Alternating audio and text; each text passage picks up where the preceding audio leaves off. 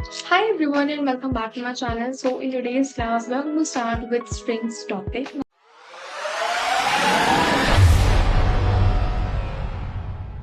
Now strings is again a very important topic.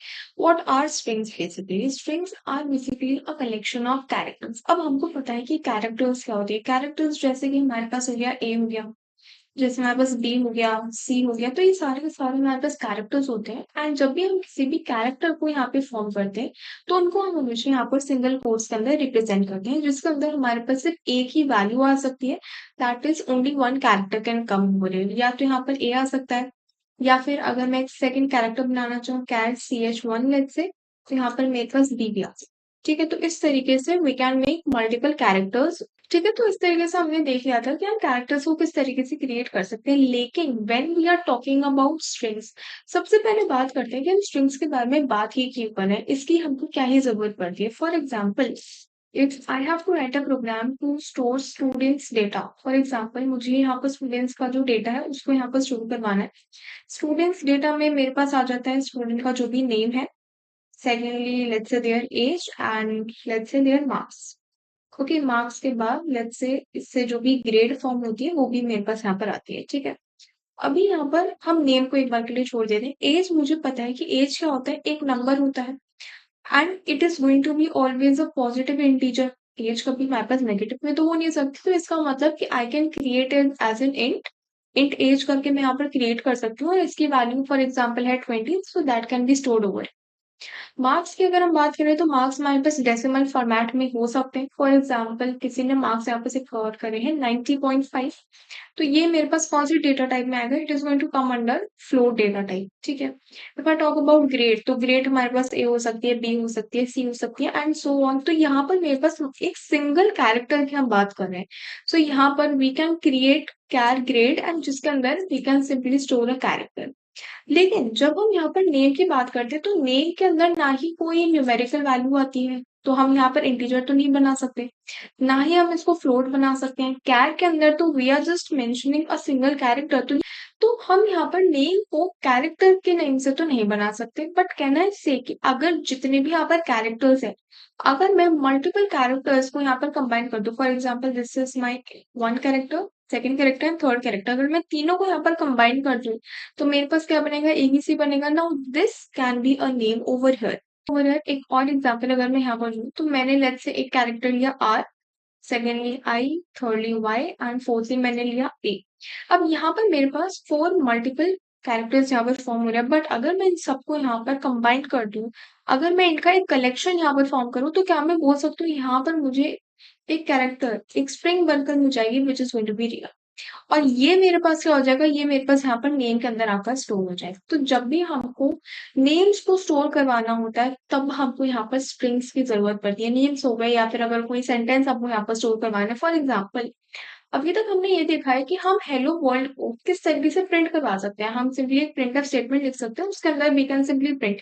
लेकिन how can we take hello world as an input, तो उसको अगर हमको input लेना है, so in that case we need to use the concept of strings. Strings basically क्या होती है, they are a collection of characters. Multiple characters को we are combining into one to form one string. अब एक difference होता है हमारे पास between the characters and the strings. Strings को जब भी हम यहाँ पर इंक्लूड करते हैं तो इनको हम डबल कोट्स के अंदर लिखते हैं. कुछ भी अगर मुझे लिखना है तो स्ट्रिंग्स की अगर बात करें, so they are to be written in the form of double quotes. But when we are talking about characters, तो कैरेक्टर्स को हम हमेशा यहाँ पर सिंगल कोट्स के अंदर मेंशन करते हैं. तो यहाँ पर तो हमने बात कर ली that why should be study about strings. ठीक है, अब हम देखते हैं that how can be initialise strings. Strings को बेसिकली अगर हम देखें तो ये हमारे पास क्या है, एक कैरेक्टर्स का कलेक्शन ही तो है. अब यहाँ पर स्ट्रिंग्स क्या होती है, स्ट्रिंग्स बेसिकली कैरेक्टर का ही तो कलेक्शन होती है. यहाँ पर हमने एक बहुत इंपॉर्टेंट टर्म यूज करी विच इज कलेक्शन. क्या हम किसी और डेटा टाइप के लिए भी कलेक्शन का वर्ड यूज करते हैं? यस, हमने कलेक्शन यूज कर रखा है अपने एरेज के लिए. अभी तक जितने भी एरेज हमने क्रिएट करे हैं दे वर ऑफ टाइप इंटीजर. अगर मैं यहाँ पर एक इंट एरे यहाँ पर क्रिएट करती हूँ जिसके अंदर I can store multiple values, for example 1 2 3 4 5, तो यहाँ पर मेरे पास सारे के सारे इंटीजर वैल्यूज आकर स्टोर होगी. Similarly if I want to create a character array, so can I say कि इसके अंदर मेरे पास सारे के सारे कैरेक्टर्स आकर स्टोर हो रहे होंगे. That is going to be let's say A, B, C and so on, ये सारे के सारे मेरे पास कैरेक्टर्स आकर स्टोर हो रहे होंगे। एंड जैसे हम अपने एक इंटीजर एरे की वैल्यूज को एक्सेस कर सकते हैं, सिमिलर वे में हम अपने कैरेक्टर एरे की भी वैल्यूज को यहाँ पर एक्सेस कर सकते हैं। ठीक है, now it depends upon us कि हम इसकी वैल्यूज को ऐसे एक्सेस करना चाहते हैं या फिर हम ऐसे एक्सेस करना चाहते हैं। Because when we are going to access in this way, so it is going to form a string only over. ठीक है, तो जब भी हम यहाँ पर किसी भी स्ट्रिंग को इनिशियलाइज करना चाहते हैं, so firstly we have to write char, क्योंकि हमारे जो स्ट्रिंग्स है they are collection of characters only. उसके बाद हम एक वेरिएबल बनाते हैं, basically it is an array only. And उसके बाद we initialise it with some value, जो भी वैल्यू हम चाहते हैं कि हमारी स्ट्रिंग की होनी चाहिए, उससे हम उसको इनिशियलाइज करते हैं यहाँ पर।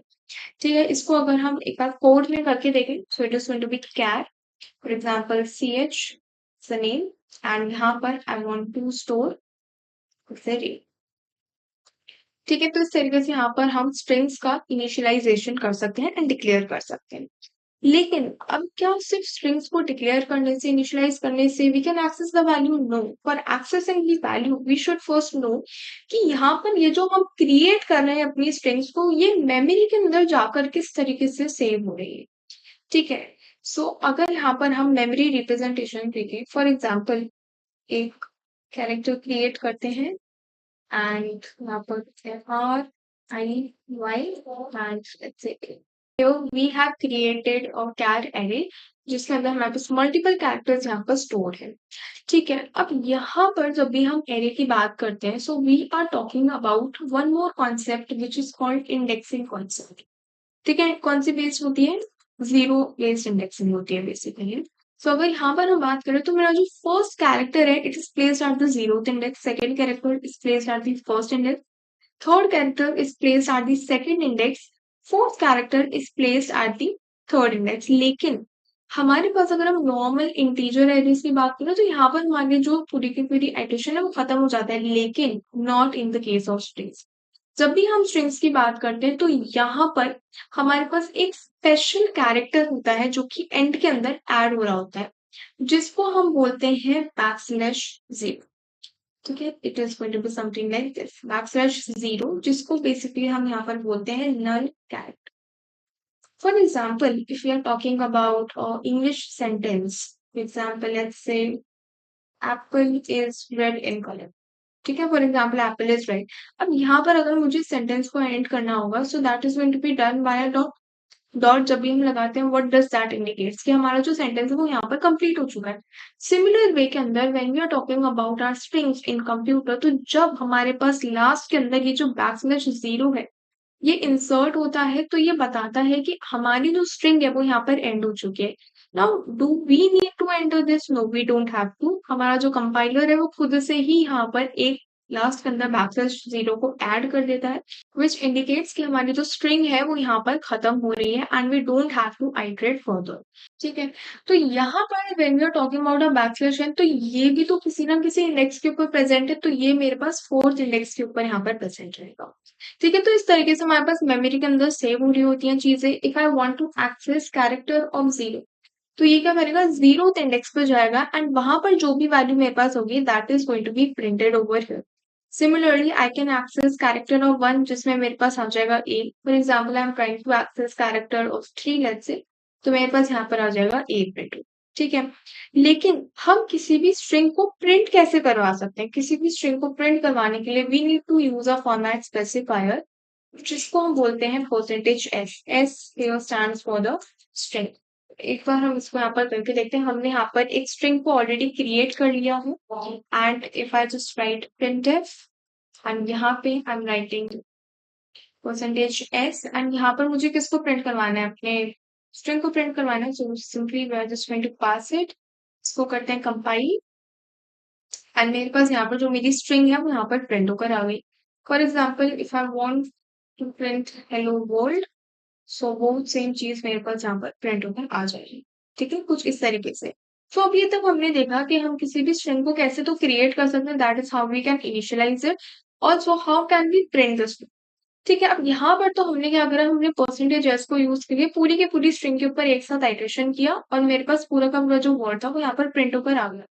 लेकिन हम यहाँ पर एक-एक वर्ड को भी यहाँ पर एक्सेस कर सकते हैं। How can we do that? If I talk about this name let's say hello, ठीक है? अब यहाँ पर अगर मैं देखूँ तो मेरे पास जो हर एक कैरेक्टर है वो कुछ ना कुछ इंडेक्स ले रहा है, किसी ना किसी इंडेक्स के ऊपर प्रेज़ेंट है, ठीक है? यहाँ पर हमने देखा कि हम किस तरीके से किसी भी स्ट्रिंग को हम आउटपुट करवा सकते हैं, लेकिन how can we take the input as the string? So यहाँ पर when we are talking about taking the string as an input, so for that we need to write scanf, and we simply have to write percentage s along with the name, जो भी हमारे पास यहाँ पर character का name है that is ch over here, let's say यहाँ पर we can simply write ch. Now if we just do it over here, यहाँ से हम इसको रिमूव करवा देते हैं and we are just going to tell the size of the string कि हमारी जो string है उसका यहाँ पर क्या size होने वाला है. So firstly तो we need to take the input, तो इनपुट लेने के लिए percentage s and here we are going to write ch, right?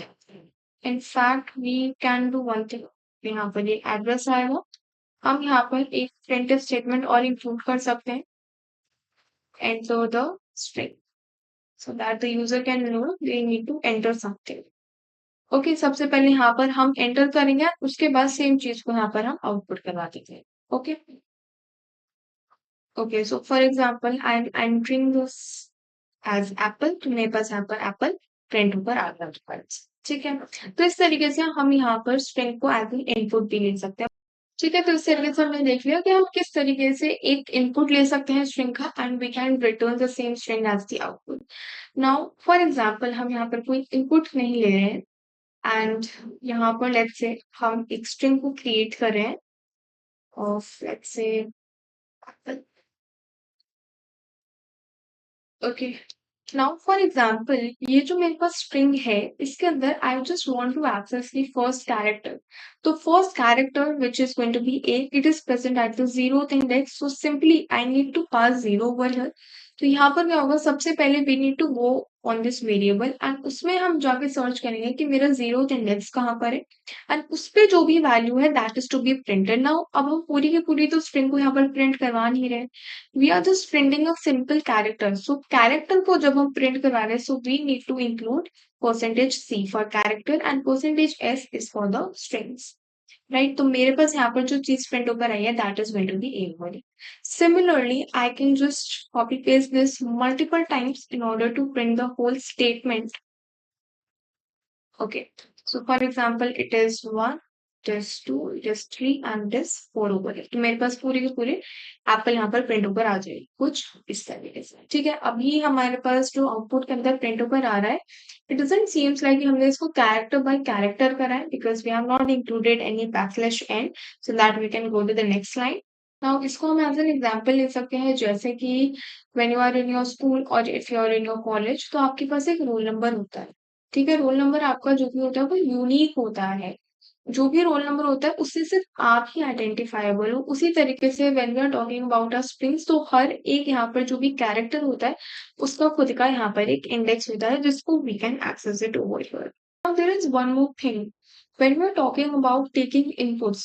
So for example I just need to write enter a string let's say, and यहाँ पर if I just try to take an input, if I write percentage s and ch, ठीक है? And वापस same चीज को अगर print करवाना चाहें यहाँ पर एंड इसको हम यहाँ से रिमूव कर देते हैं and we are just going to specify the size of the string. Now अगर मैं यहाँ पर इस सेम चीज को रन करवाऊँ and if I enter something like hello world, तो यहाँ पर मेरे पास हेलो वर्ल्ड प्रिंट होकर नहीं आ रहा है, यहाँ पर सिर्फ मेरे पास हेलो प्रिंट होकर आ रहा है. अब ऐसा क्यों हो रहा है? बिकॉज जब भी हम स्कैनफ को यूज करते हैं फॉर एंटरिंग आवर स्ट्रिंग, तो जैसे ही यहाँ पर एक स्पेस आया, जैसे ही यहाँ पर एक स्पेस आता है, हमारे कंप्यूटर को लगता है कि स्पेस आ गया, that means the string has been ended over here, we don't have to iterate it further. जिसकी वजह से ये क्या करता है, ये सिर्फ पहले जितने कैरेक्टर्स होते हैं उनको यहाँ पर रीड करके हमको रिटर्न करके दे देते हैं. But actually this should not be the case. तो यहाँ पर In case of scanf, जब भी we want to enter a certain kind of a sentence जहाँ पर हमको सिंगल वैल्यूज को इनपुट नहीं लेना होता, तो हम वहाँ पर scanf को यूज करने के बजाय we are using a function which is called fgets over here. ठीक है, हम यहाँ पर यूज करते हैं अपने fgets को। fgets के अंदर हम बेसिकली 3 पैरामीटर्स को पास करते हैं। सबसे पहले we need to pass the name of our string, जिसके अंदर हम अपनी स्ट्रिंग को यहाँ पर स्टोर करवाने वाले हैं, which is going to be ch in this case. After that, we enter the maximum size of the string. जैसे हमने specified करा था, it is 20. And after that, we are going to write stdin, which is basically standard input. Okay, जैसे हमारे पास stdio का मतलब होता है standard input output. So basically it means standard input. Okay. So finally, if मैं इसको यहाँ पर run करवाऊँ and we are just going to enter hello world. सो इस बार मेरे पास कंप्लीट स्ट्रिंग प्रिंट होकर आई है एंड जो बैकस्लैश 0 वाला कैरेक्टर है which is basically the null character, वो मेरे पास यहाँ पर एंड के अंदर खुद से ही अपेंड हो जाता है, we don't have to append it.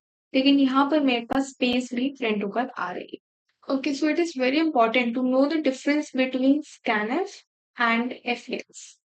दोनों में क्या डिफरेंस होता है, स्कैनफ को हमको क्यों यूज करना चाहिए और स्कैनफ को हमको क्यों नहीं यूज करना चाहिए, which is better and which is not better. तो ये सारी चीजें हैं जो कि आपसे इंटरव्यू के अंदर पूछी जा सकती है।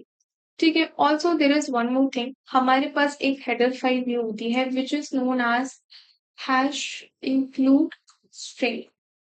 अब हैश इंक्लूड स्ट्रिंग को हम कब यूज करते हैं, जब हम यहाँ पर स्ट्रिंग्स के फंक्शंस या फिर हम बोल सकते हैं स्ट्रिंग्स के मेथड्स को यूज करना चाह रहे हैं। मेथड्स बेसिकली कि अगर हम स्ट्रिंग्स के ऊपर कोई ना कोई ऑपरेशन परफॉर्म करवाना चाह रहे हैं, कुछ काम करवाना चाह रहे हैं, so in that case we need to use this header file, जिसके अंदर हमारे पास ऑलरेडी काफी सारे फंक्शंस, काफी सारे मेथड्स होते हैं, जिसको हम यहाँ पर डायरेक्टली यूज कर सकते हैं, इम्प्लीमेंट कर सकते हैं ऑन द स्ट्रिंग्स ओनली। अब हम किस तरीके से स्ट्रिंग्स के मेथड्स को यूज करते हैं, उसको हम नेक्स्ट लेक्चर के अंदर कवर करने वाले हैं।